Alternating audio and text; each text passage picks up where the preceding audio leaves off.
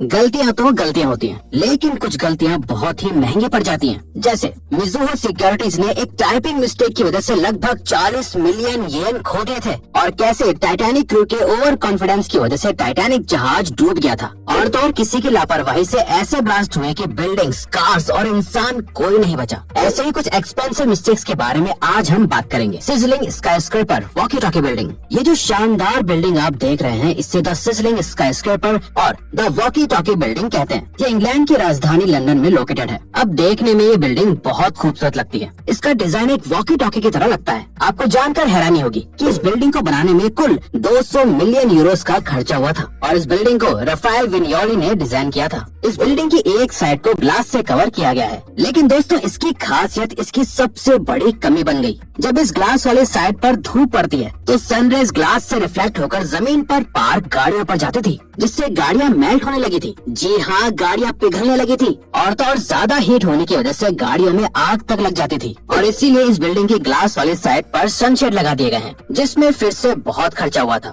और तो और बिल्डिंग की कीमत में भारी गिरावट आई थी। मिज़ुहो सिक्योरिटीज, टोक्यो की फेमस कंपनी मिज़ुहो सिक्योरिटीज जेकॉम ने अपनी एक टाइपिंग मिस्टेक की वजह से करोड़ों गंवा दिए थे। दरअसल बात 2010 की है, जब जेकॉम ने अपने एक शेयर को 6,10,000 येन में बेचने का फैसला किया। लेकिन दोस्तों, जेकॉम ने एक शेयर 6,10,000 येन पर लिस्ट करने की जगह 6,10,000 शेयर्स 1 येन पर लिस्ट कर दिया। जब तक जेकॉम को इस गलती का एहसास हुआ, तब तक मिज़ुहो को 40.7 मिलियन येन का नुकसान हो चुका था। जेकॉम ने तो टोक्यो स्टॉक एक्सचेंज पर इस गलती की कोई वार्निंग न देने के लिए केस भी कर दिया था, लेकिन इससे भी उन्हें नुकसान का सिर्फ 1/4 हिस्सा ही मिला था। एवरग्रीन का सुएज कैनाल में फंसना। दोस्तों, मार्च 2021 में आपने सुएज कैनाल की बहुत चर्चा सुनी होगी, जिसमें एक बड़ा जहाज फंस गया था। चलिए आपको शुरू से बताते हैं। असल में सुएज कैनाल एक शॉर्टकट रास्ता है, जिससे यूरोप के लोग कम वक्त में साउथ एशिया में ट्रैवल कर सकते हैं। अब बात यह है कि ये कोई नेचुरल पैसेज नहीं है, बल्कि ये एक मैन मेड जगह है,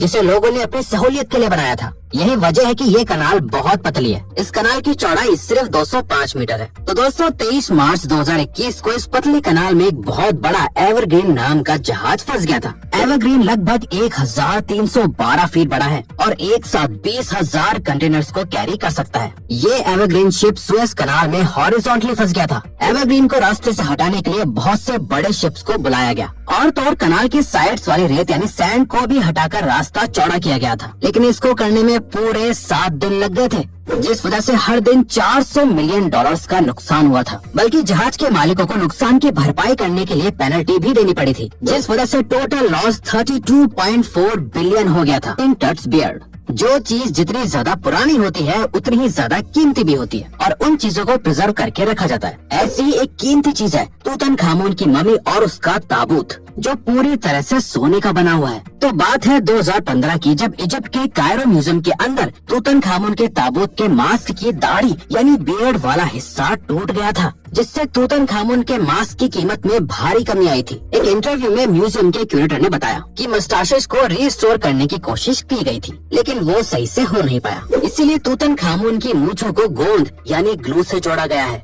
एक छोटी सी गलती से तूतनखामुन के मास्क की ऑथेंटिसिटी और वैल्यू दोनों ही खत्म हो गई है। टाइटैनिक को अब तक की सबसे बड़ी और महंगी गलती माना जाता है। टाइटैनिक शिप 15 अप्रैल 1912 को डूबा था। उस वक्त उस शिप पर लगभग 2224 लोग सफर कर रहे थे। ऐसा कहा जाता है कि टाइटैनिक एक बड़े से बर्फ की चट्टान से टकराकर डूब गया था। लेकिन क्या आप जानते हैं, इस घटना को टाला जा सकता था। असल में 14 अप्रैल के दिन टाइटैनिक के क्रू मेंबर्स को आगे आइसबर्ग होने की लगभग 6 वार्निंग्स दी गई थी, लेकिन इसके बावजूद भी क्रू शिप को 22 नॉट्स की स्पीड से चलाते रहे, जिसकी वजह से जब आइसबर्ग सामने आया तो ब्रेक लगाते लगाते भी शिप चट्टान से टकरा गया। इसके अलावा शिप पर जरूरत के अनुसार लाइफ बोट्स भी नहीं थी, और तो और अपर क्लास के लोगों ने लोअर क्लास के लोगों को लाइफ बोट्स पर बैठने का मौका ही नहीं दिया, और इन गलतियों की वजह से लगभग 1500 लोग डूबकर मर गए और 7.5 मिलियन डॉलर्स का नुकसान हुआ। आज के वक्त में ये लगभग 168 मिलियन डॉलर्स होता। लेबनान बेरूट ब्लास्ट 2020 में आपने ये एक्सप्लोजन वाली क्लिप बहुत देखी होगी। क्या आप जानते हैं कि ये एक्सप्लोजन कैसे हुआ था? ये ब्लास्ट 4 अगस्त 2020 को लेबनान के बेरूट शहर के एक गोडाउन में हुआ था। असल में तेज गर्मी से बेरूट के इस गोडाउन में आग लग गई थी। उस गोडाउन में 3000 टन से भी ज्यादा का अमोनियम नाइट्रेट